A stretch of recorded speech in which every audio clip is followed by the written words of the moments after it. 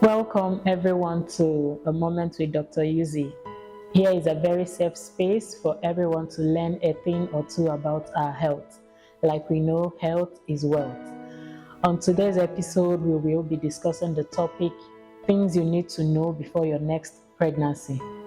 Pregnancy is a very beautiful thing that almost every woman, looks forward to, especially the married ones, because it's the only means of bringing kids into the world. And you all will agree with me that kids are lovely. Everyone loves children.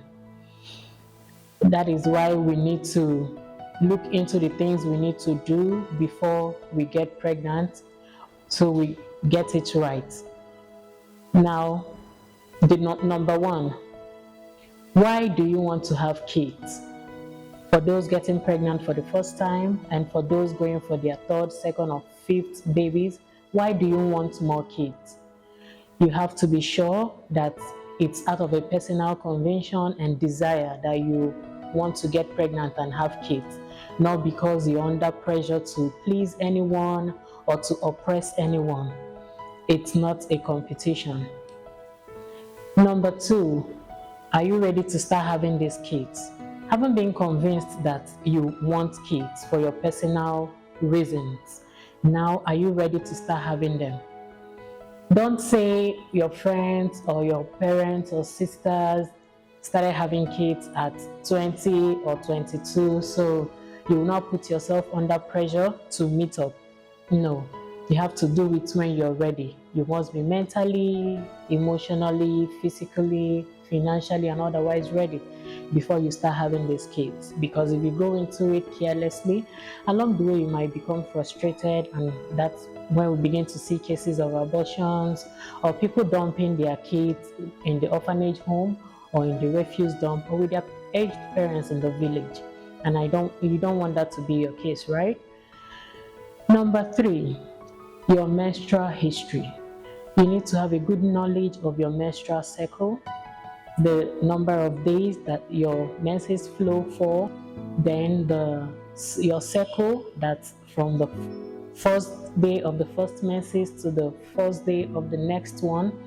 You have to study this over a period of 3 to 6 months to be able to know what is normal for you, because it's a range and it differs between persons. It might not be the same for two sisters, so you have to know what is normal for you first, so that when there is a change, you'll be able to point that out. You also need to know when you ovulate, because this is the best time to meet with your spouse if you want to get pregnant. Number four, your health status. You need to know what your health status is. You need to know how healthy you are, because this would play a big role in the outcome of your pregnancy. For example, are you hypertensive? Are you diabetic? You need to know your blood group. This would help you when choosing a spouse. You need to know your rhesus factor, because this plays a huge role in the outcome of the first pregnancy. It will help you to know what to do during and after your first pregnancy so you don't get frustrated conceiving again.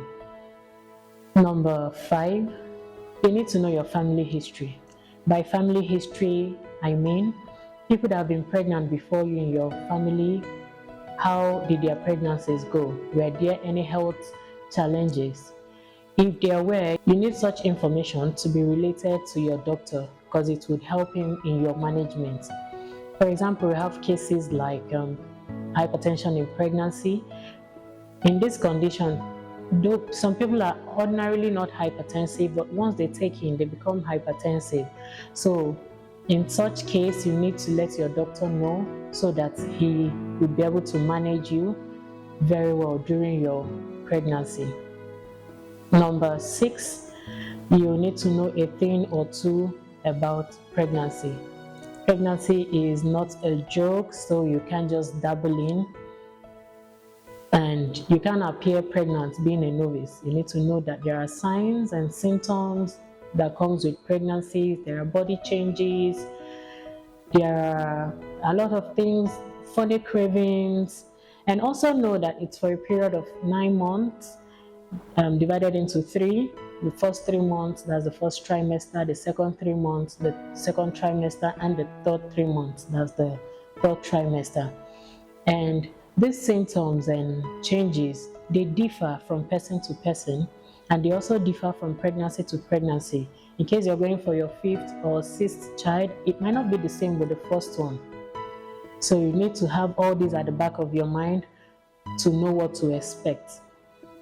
Then number 7, having been convinced that you're ready to start having kids, you should know that attending antenatal is not optional, it's very vital. Okay, so you don't come telling us your grandma, your mom, they didn't even go to attend any antenatal, they had you. You might not be as lucky as they were. So I would advise that as soon as you're ready to start having kids, just have it at the back of your mind that you must register for antenatal early and also attend all through the period of the 9 months. Don't just register and disappear only to reappear on the 9th month. No, it doesn't work that way. Attend your visits regularly. You also have to trust your doctor, work hand in hand with your doctor, do the things they ask you to do, take your routine drugs, don't throw them under the bed, drink water and say, you've taken it. You'll be deceiving yourself and not your doctor. Then again, you also have to trust your doctor during these visits. Tell him everything about yourself. Tell her everything about yourself. Tell them what they need to know so that they can manage you better. They're not going to use it against you. No. Don't shy away from giving your doctor any information. When you do this, it would help in the outcome of your pregnancy. The 8th factor, we have the God factor. We cannot overemphasize the role of God in everything we do. So once you're convinced you want kids and you're ready to start having them, involve God and you would have a smooth sail pregnancy, childbirth, and child raising. Thank you very much for joining us today on A Moment with Dr. Yuzi. Join us on our subsequent episodes. Let us know what you've learned today. Drop it in the comment section.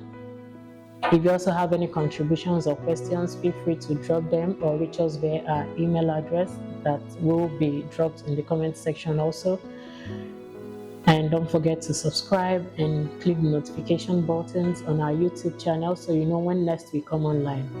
Thank you and see you next time on A Moment with Dr. Yuzi. Bye for now.